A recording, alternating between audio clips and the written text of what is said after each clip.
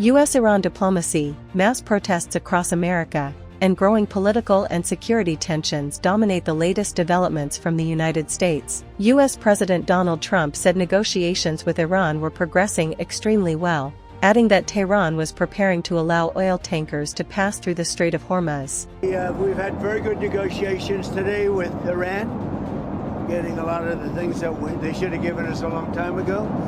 We'll see how it works out, but they're very good.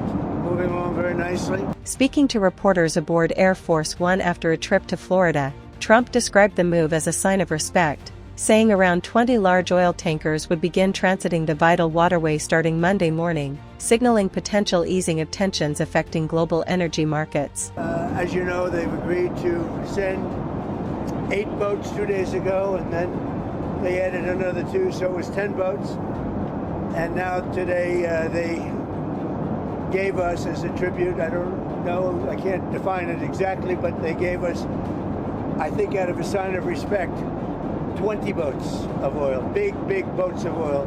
Meanwhile, more than 8 million people joined protests against the Trump administration at over 3,300 No Kings demonstrations across the United States and in more than a dozen countries, according to organizers. The events marked what organizers described as the largest single day of protests in U.S. history, reflecting growing domestic opposition amid political and economic uncertainty. Anxiety over the Iran conflict was also visible at the Conservative Political Action Conference, or CAC, where President Trump's absence, unusual for the gathering, underscored the political weight of the ongoing war. Speakers and attendees debated the future of the MAGA movement, with particular concern over the possibility that a president who campaigned on ending foreign wars could now consider a ground invasion of Iran. Iran accused Washington of preparing for a ground offensive while publicly pursuing diplomacy, warning it was ready to confront any land attack. The conflict, which has already killed thousands and severely disrupted global energy supplies, has now entered its second month,